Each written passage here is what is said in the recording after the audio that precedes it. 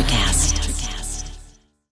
Cars say a lot about who we are. It represents freedom for a lot of people. This season on Drive, I'm going to talk to all sorts of different people. I looked at car names. Yes. And yes. I found all the car names that have science or astronomically it's inspired. Crazy. It's huge. It is. Yes, I happen to be CEO of Ford Motor Company. For me, it's all about cars, movement, and our mutual passion for things that get us around.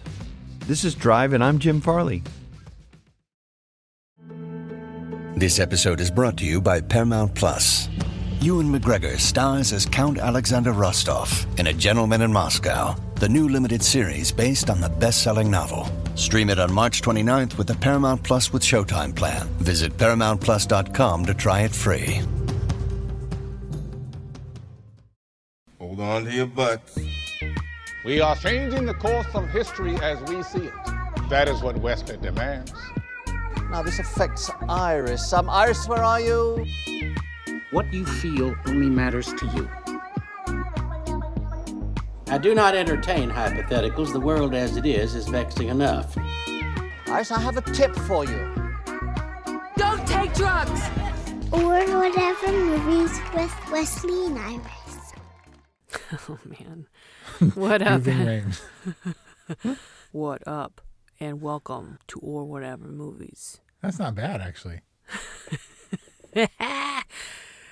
I'm your co-host, Iris, and I'm here with my old brother. Wait, who should I do then? Not Mia Wallace. Sam Jackson. Wesley, motherfucker. And today we're talking a movie from 1994, for reals, Pulp Fiction, available on HBO Max. Pulp Fiction. I'm going to argue the most influential movie in the last 30 years of cinema. Name a movie that's completely changed cinema more than Pulp Fiction. I'll wait. First of all, I knew you were going to film bro me. And secondly, I cannot perform this analysis considering this is the first time I've seen Pulp Fiction. And so that's why we're discussing it today. I edited it out of the People Under the Stairs discussion. Not the statement, but your response when I said that The People Under the Stairs was Ving Rhames' first of two leather-suited gimp in the basement movies. And what you said at the time, you were mystified. Yeah. And I was like, you forgot about Pulp Fiction, dude? And you said you had never seen Pulp Fiction. We had to remedy that immediately. I hadn't seen it in its entirety. In one sitting. And then we reviewed Dutch. And Dutch is, because we reviewed Planes, Trains, and Automobiles last year. What's a good Thanksgiving movie? And you were like, we should do Pulp Fiction. So here we are. Happy Thanksgiving. A firmly adult family fare for Thanksgiving, but a feast for the cinematic senses, eh? Eh? I mean, what do you say about Pulp Fiction? I don't know. We can't.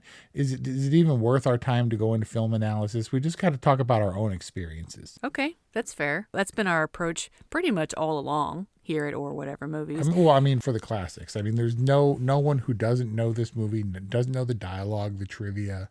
Except for me. You have to keep in mind, this is very fresh. I have to look back at how this potentially reflects in cinema. Let's hear it. What did you think of Pulp Fiction? Well, I know that because Pulp Fiction is so influential and by many superfans and film bros like yourself, beloved, it's easy to poo-poo it, right? And I don't want to fall into that trap of being like, oh, nothing happens, or oh, it's boring, or oh, it's postmodernism vacuousness.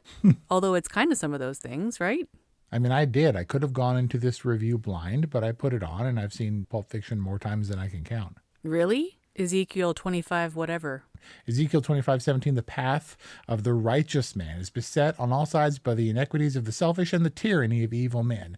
Blessed is he who in the name of charity and goodwill shepherds the weak through the valley of darkness, for he is truly his brother's keeper and the finder of lost children. And I will strike down upon thee with great vengeance and furious anger those who attempt to poison and destroy my brothers. And you will know my name is the Lord when I lay my vengeance upon thee. Misquoted later on in the diner scene, where he's talking about just thought it's some cold-blooded shit to say before you pop a cap in somebody, right? Yeah. He says, you will know I am the Lord when I lay my vengeance on you. Whoa. Which I thought was weird. Interesting. Subversive meaning? Yeah, it's not directly quoted from the Bible, from that Bible verse, but it is taken almost word from like a Japanese movie or something.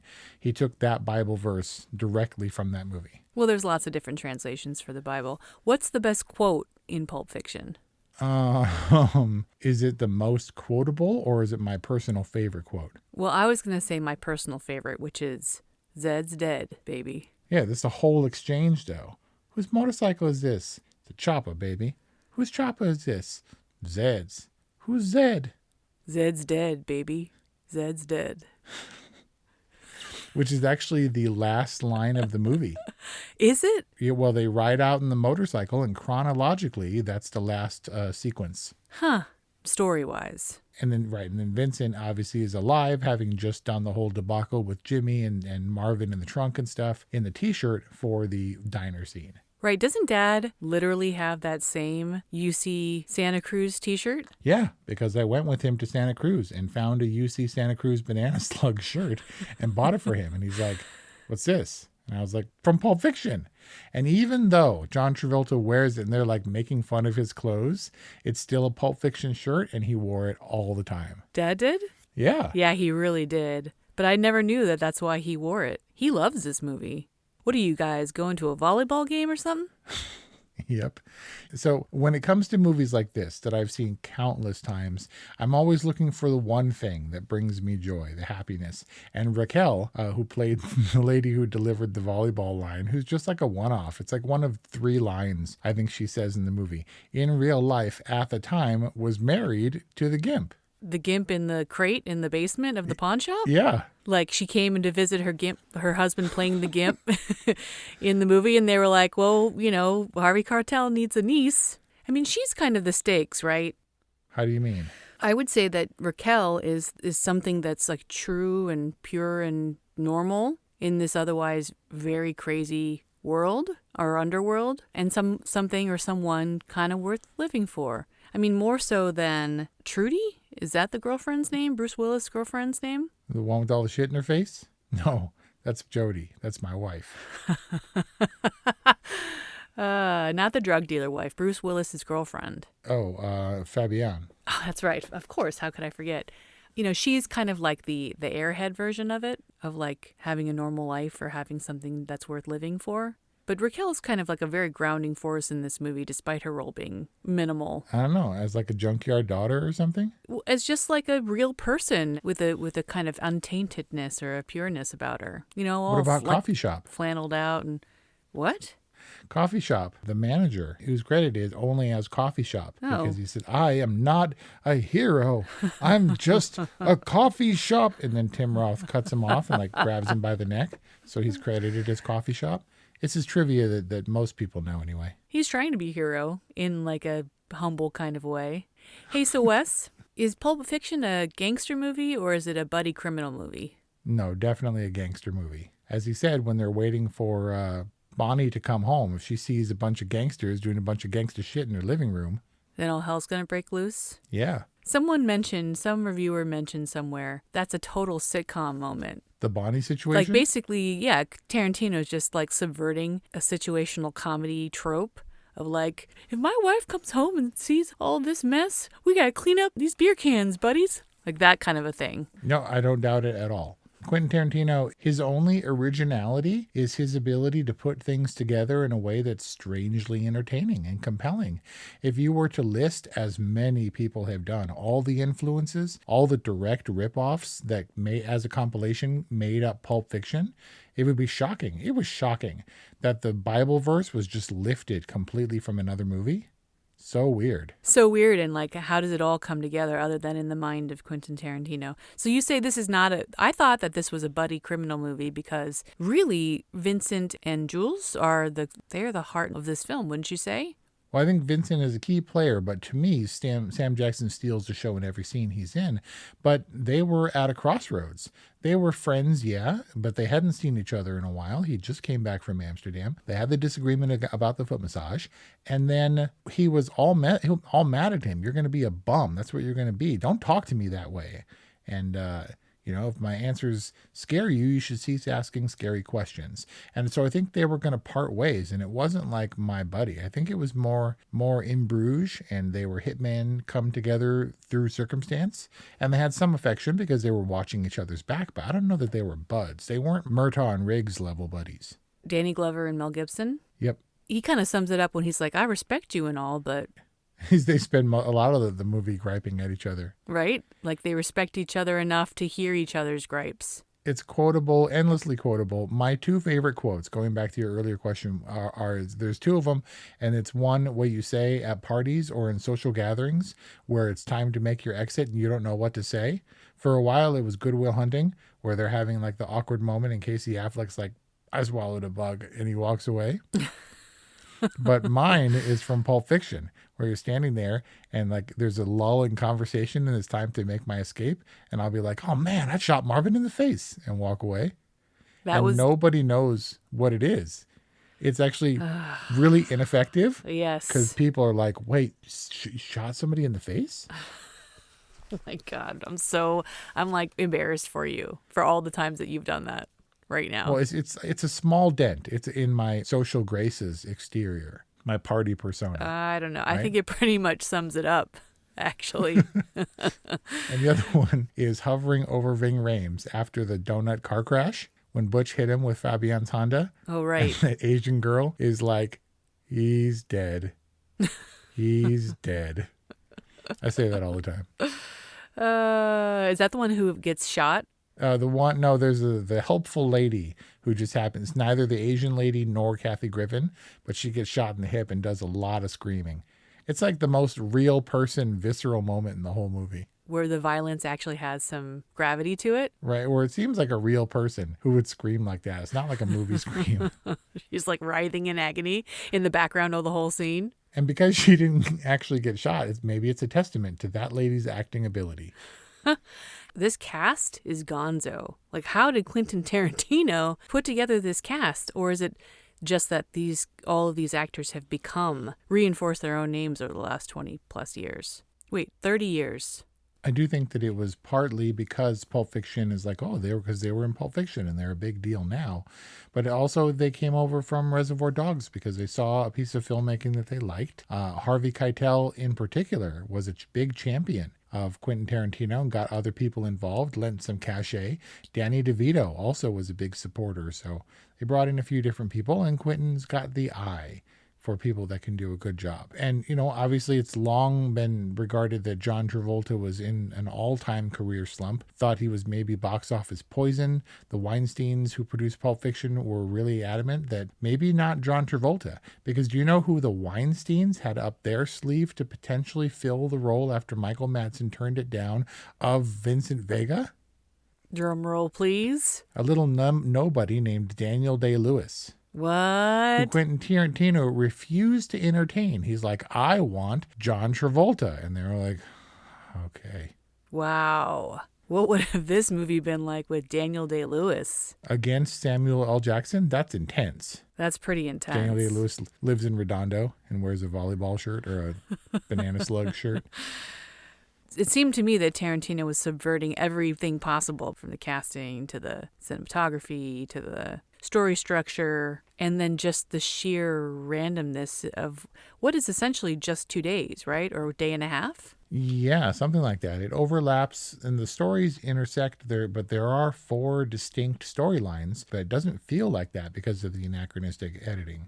How does this rank in your Quentin Tarantino, in his filmography, in your opinion? I think for pretty much everyone else, it would be number 1.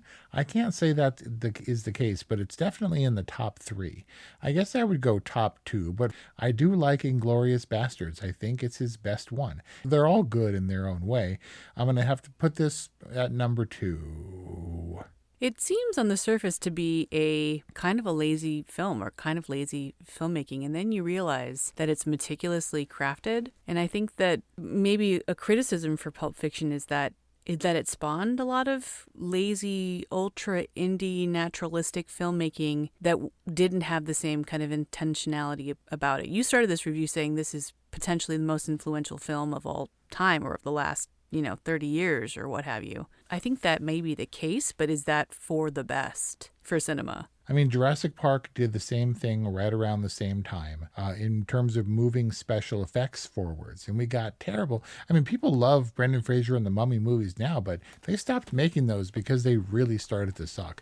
And the CG was the hardest part. And most of the remakes are the cool cinema of everything from Guy Ritchie to anybody else. Anything that when we talked about Gunpowder Milkshake and all these movies pay direct tribute and homage. Gunpowder Milkshake is the pinball game version of Pulp Fiction, I think was your quote. Right. It's not the same thing, and it would be weird and out there were it not an obvious draw on Pulp Fiction, which the influence is so vast and varied. Everyone has parodied Pulp Fiction from Family Guy to Kung Fu Panda. It's crazy. Like Shrek has Pulp Fiction references. Pulp Fiction is just one of those films, for better or for worse, that has transcended itself to the level of social consciousness.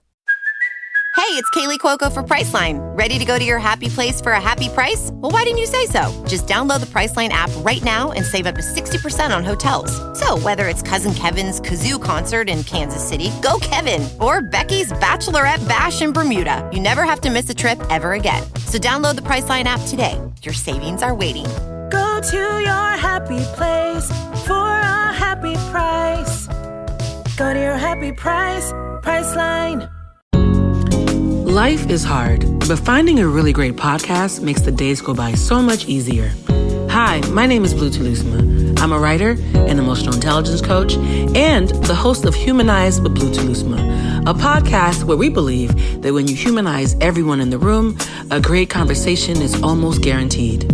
Join us every week here on Electricast as me and my guest co-hosts unpack big topics and interview even bigger personalities with a sense of humor and a dash of mischief. If you're looking for a new best friend in your head, we've got you covered. Electricast. It's almost too cool for school. Like liking Pulp Fiction is, I mean, for film nerds or whatever. You're not alone. Kelly Ray hadn't seen it either all the way through. Oh. Everyone has seen bits and pieces through parody. If you watch any popular culture stuff, you're going to get little bits and pieces of it. I feel like Once Upon a Time in Hollywood has the same kind of tediousness that Pulp Fiction does, but it all pays off, so you kind of forgive. He talked about a book that someone, a film critic, maybe it was Pauline Kael, wrote. She talked about a movie where there was minutia happening, or it's like everyday, like Americana kind of life, and this humdrum conversation that in a weird way captured the soul, like the humanity of the characters, despite what they were saying being totally inane. And I'm badly misquoting that, but Tarantino like latched onto that. He said, that is what I want to do. That's what my aesthetic is getting to the essence and revealing deeper truths about these characters, regardless of what they're saying, because the reality, of course, intended to be that they're talking about things that we all talk about that hadn't before this time had a really solid place in movies. You don't talk about foot massages or... It's the witty Tarantino dialogue that became so cool in the 90s and beyond. What are they actually talking about when they're in the car at the 50s diner? About Antoine Rockamora. People call him Tony Rocky Horror. Yeah. I guess it was continuation of the foot massage conversation. It was building the legend of Marcellus Wallace, who I think at that point we had only seen from behind with the Curious Band-Aid talking to Butch, that he was capable of killing a dude for touching his wife's feet. They're building up the legend, but it's also a source of conflict for Jules and Vincent, something that they can debate about. Yeah. Where do you fall in the foot rub camp? I'm 100% in Vincent's camp. I don't enjoy the idea. Like if I got you a massage, like a private one, like in your home, like you can call the shots, you would be like, no? I don't enjoy being touched. I agree with Vincent that Antoine should have fucking better known better. His fucking wife. You don't have a sense of humor about this shit. I mean, there's a lot of fun, quotable, memorable moments. You kind of string them together and you get this fun, quirky, enjoyable film. Is that how Pulp Fiction works? I really do think Tarantino is a movie fan, first and foremost. He loves movies, and he geeks out over these actors, and he's a fan. Risked a lot to bring John Travolta on. So I think when John Travolta kind of wings it and does his thing, I'm sure Quentin is like nerding out behind the camera and like all excited to allow at least for some improv, right? Sure. It's fun. Because John Travolta's like a movie icon that he has the joy and the pleasure of working with. Yeah, and Quentin Tarantino is no snob. He loves movies, but he likes some garbage movies. So I'm sure he was like, I loved Look Who's Talking.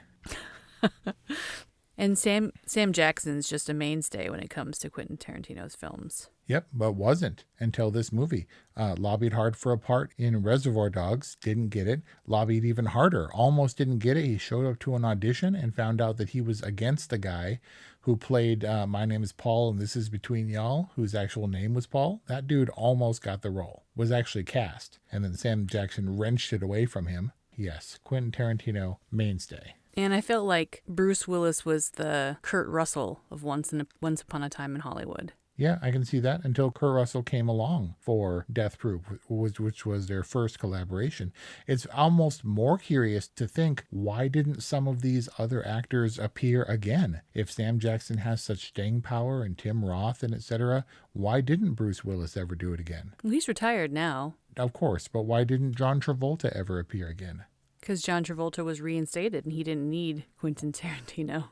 Why didn't Ving Rhames ever show up in a Tarantino movie again? Maybe there's still time for that in Tarantino's last film. These characters are pretty likable, even though they do kind of really horrendous things, especially our two main characters. Like, why is that, and does being relatively human make it okay to murder? I think Jules was just cool. He's quotable and Sam Jackson is amazing, but they were supposed to be real people wearing dumb t-shirts. And John Travolta takes 3 craps in this movie, and every time he takes a crap, something terrible happens outside. He really does. And he always has that book with him, too. I think they're meant to be normal guys who just happen to have a unique job. Which also was the point of In Bruges and all the subsequent Tarantino-inspired movies. But Tarantino's almost done. He says he's got 10 movies in him, and Hollywood made 9. Yeah, you only got 1 more left. That's insane. Torrance's 2 claims to fame, Quentin Tarantino and Dirk Diggler. I could talk about Tarantino and Pulp Fiction all day long. There are, I'm not much of a dude's dude. I'm not big into sports or trucks. I think Tarantino maybe is like the most dude thing that I do. I think that Tarantino either created or like reinvented the film bro. This is like the epitome of film bro movies. There are many women who want nothing whatsoever to do with Quentin Tarantino, and yet he's completely avoided he's drawn some criticism, but he's never been involved in like Me Too. And they brought down the Weinstein before they brought down Tarantino. So was the gimp in Pulp Fiction, I hope that's not offensive, like their whipping boy, like their sex toy? Something like that. He didn't actually do anything. He just watched. Well, he was supposed to watch over Bruce Willis. I'm not sure how he's supposed to be effective in doing that, considering he's like chained up. He's just like an alarm. Right, but not a great alarm when you zip up his mouth. And he did start yelling, and then Butch clocked him. Which, Butch is very capable of doing. Ironically, that's the scene that Harvey Weinstein asked to remove. He said, look, Pulp Fiction is, in theory, a movie that anyone can see. If you keep that rape scene in, that's not going to be the case. And he stood his ground. He was like, well, I've lived with it for like a year. In my humble opinion, it's the best scene in the movie now, so I'm not taking it out. And Harvey Weinstein was used to getting his way and then was like, okay, just saying that Miramax, this is the first thing that Miramax wanted to cut, the rape scene. Harvey Weinstein wanted to avoid rape. That's irony. It's a little bit icky, kind of like Pulp Fiction itself. There is some kind of subconscious engagement that happens when watching Pulp Fiction, and it sticks. There's nothing I could say. I mean, unless you just, on a very surface level, you want to dismiss it as being tasteless. I mean, I guess you could, but that's kind of the whole point. And that was kind of the whole point of Pulp Fiction, the genre. Yeah. Like, I can't think of any reason to dismiss this film that can't be justified somehow artistically. Just not for the ladies, maybe. And it's great. It really is. But also, it's like, what is it about it that makes me hesitate? Well, I would say that obviously there's a lot of hard stuff and a lot of stuff that's included that's audacious and probably kind of a turnoff. But I compare it for the guys Universally, the scene that the guys dislike the most is probably the one that women appreciate the most. And that's Fabienne talking about her pot belly. And like, will you give me oral pleasure? And she's like, I don't give a damn what men think. I want a pot belly. And I would wear a shirt 2 sizes too small to accentuate it, and blueberry pie. And any time of the day is a good time for pie. And I was like, oh, God. And no dudes love that scene. So for dudes, that's got to be the equivalent for all the other crap that women have to suffer through in Pulp Fiction. I don't know. I can see what you're saying, and theoretically it makes a ton of sense. But I was definitely watching this film going, get on a bike! Get on the chopper! Like, what? She stops down to start crying, and then he has to like cater to her. And like, how was your breakfast? They didn't have the pancakes, and they didn't have the blueberry pie. I had to, well, you sure you're okay? And he's flipping out in the car, right? And he's all pissed off. But like, right? He really does manage her so well. It was a mistake, and obviously her heart is in the right place, but he managed more himself, right? Just how, I mean, he's a fighter. He's what did Vincent call him? Palooka. But yeah, when it came to Fabienne, he knows that he could hurt her even without intending to, throwing the TV around and stuff. And she's like in the corner cowering, and he keeps it in check. He does. And then murders Vincent, and then hits Marcellus with the car. Yep. And then goes back and kills 2 people to defend the dude who's trying to kill him. With the weapon of his choice, a samurai sword. After murdering a boxer accidentally. See, that's what I'm saying. This movie is an exercise in irony. It's a wild ride for sure. It really is. Is it in good taste, Pulp Fiction? Probably not, but it's also a taste maker. But that's the whole point. It's the taste maker movie of all time.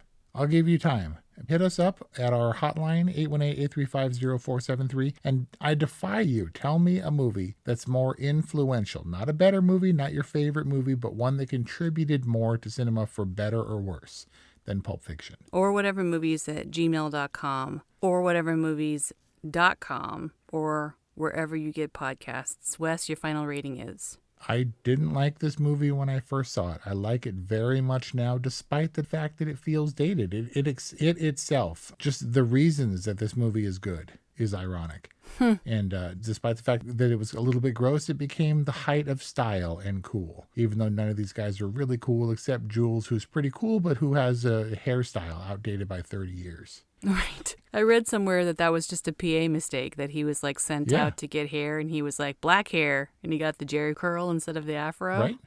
He was. There was another version that said that he brought like 3 afros and a jerry curl because he like better hedge my bets. And Tarantino and Sam Jackson like latched on to the jerry curl and loved it so much that became the choice. Oh man, it's a pretty good choice. Yeah, this movie could also be known as Hair, the movie. Oh man, some of the worst hair. I don't have like John Travolta's long hair. I've had similar versions of that, but not the same thing because it's like all short in the front. Mia Wallace, like the poster for Pulp Fiction is never something that I ever would have hung up on the wall because that's just a terrible hairstyle. All right, final rating terrible is? Hair. No rating. See Pulp Fiction or don't. No skin off my ass. No sweat. Sweat off my ass? That sounds gross. No. That sounds kind of Tarantino-ish. No.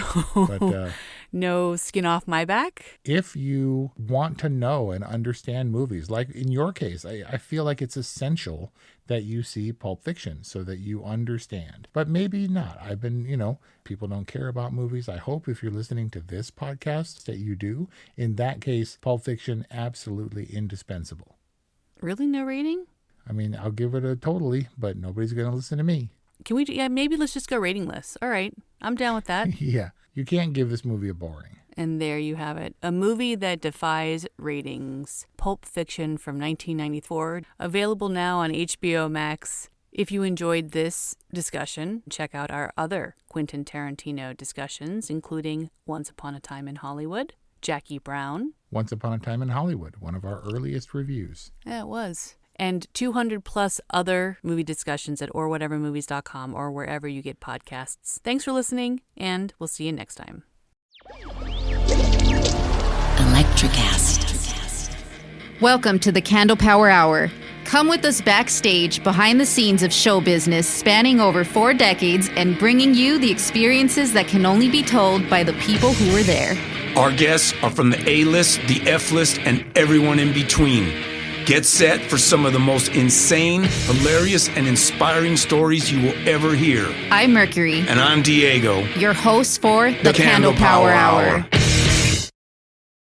Miles, are you ready to record our promo for Season 2 of the Wanna Bet podcast? David, have you ever seen a grown man naked? Miles, we're not here to quote lines from Airplane. We're here to tell people that Season 2 starts August 18th. But I like Airplane. I know you do, but Wanna Bet is a sports betting podcast. Each week we bet $1,000 on the NFL teams and games that we love. Well, that sounds like fun. It is fun. And last year you picked over 60% of your games correctly. How'd you do? We're not talking about that. We are telling people that they can find us every Friday. So no more movie quotes. Roger. Electricast.